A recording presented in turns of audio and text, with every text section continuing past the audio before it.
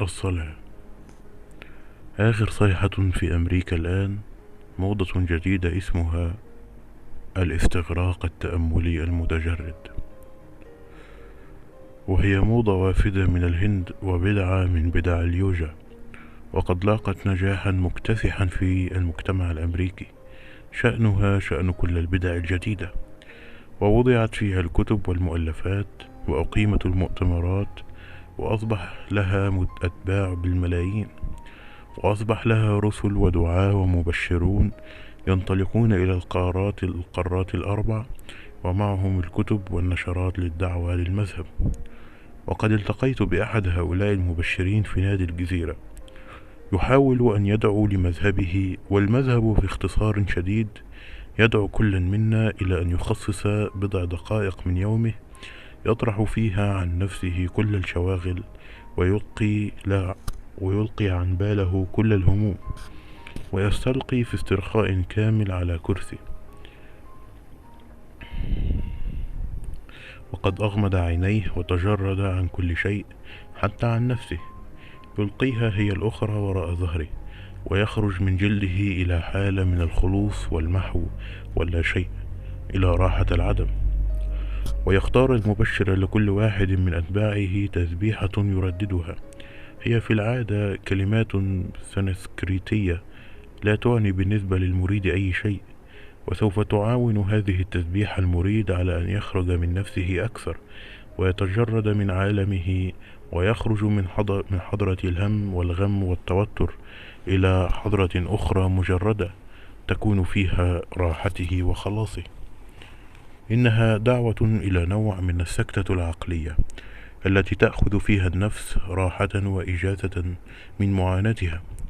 ورأيت مع المبشرة كتب ومنشورات وبحوث علمية وإحصائيات تؤكد شفاء الكثيرين من ضغط الدم والذبحة واضطراب الهرمونات والصداع المزمن بعد مباشرة هذه الجلسات لمدة شهور.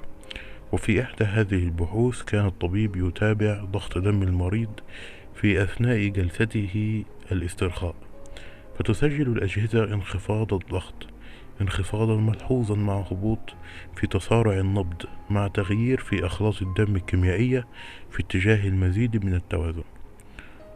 وفي جلسة طويلة مع المبشر قال لي أنه ألقى عدة محاضرات في النادي مع تمارين توضيحية تشرح مذهبه، ولكنه اشتكى من عدم التجاوب بين المستمعين، وأنه لم يلاقي الصدى والنجاح الذي توقعه.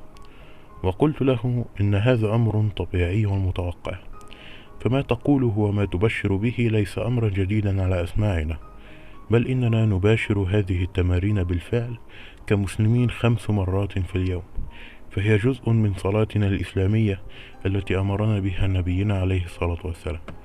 فالصلاة عندنا تبدأ بهذا الشرط النفسي، أن يتجرد المصلي تماما عن شواغله وهمومه، وأن يطرح ورائه كل شيء، وأن يخرج من نفسه وما فيها من أطماع وشهوات وخواطر وهواجس هاتفا الله أكبر، أي أكبر من كل هذا، ويضع قدمه على هذه السجادة في خشوع واستسلام كامل، وكأنما يخرج من الدنيا بأسرها.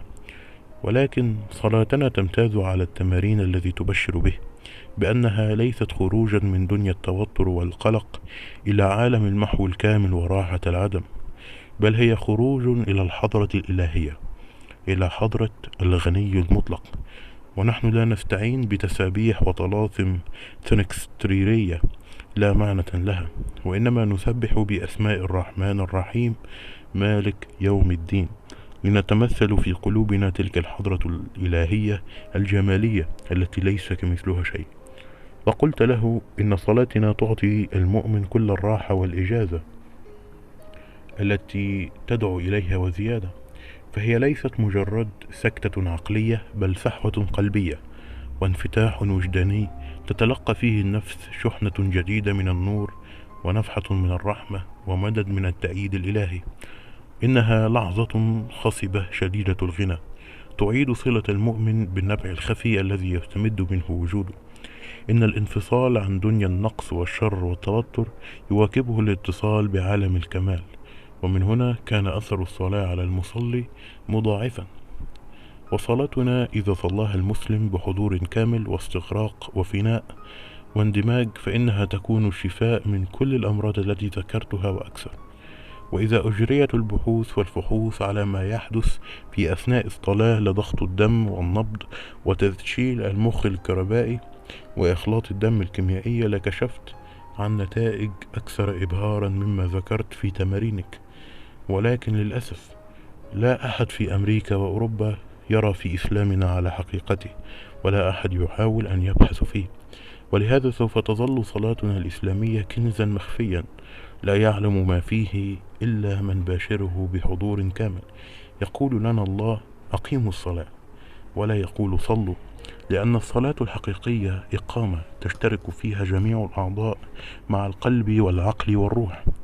وخطأ الأوروبي أنه يظن أن الصلاة الإسلامية هي مجرد حركات وأنها على الأكثر مجرد اغتسال ورياضة بدنية، ولهذا يقف عند ظاهر الأمر لا يتخطاه، وينسى أن الحركات في الصلاة مجرد رمز، فهي وقوف إكبار لله مع كلمة الله أكبر، ثم ركوع، ثم فناء بالسجدة وملامسة الأرض خشوعا وخضوعا، وبذلك تتم حالة الخلع والتجرد والسكتة الكاملة النفسية، ولا يبقى إلا استشعار العظمة لله تسبيحا: سبحان ربي الأعلى وبحمده، سبحان ربي الأعلى وبحمده.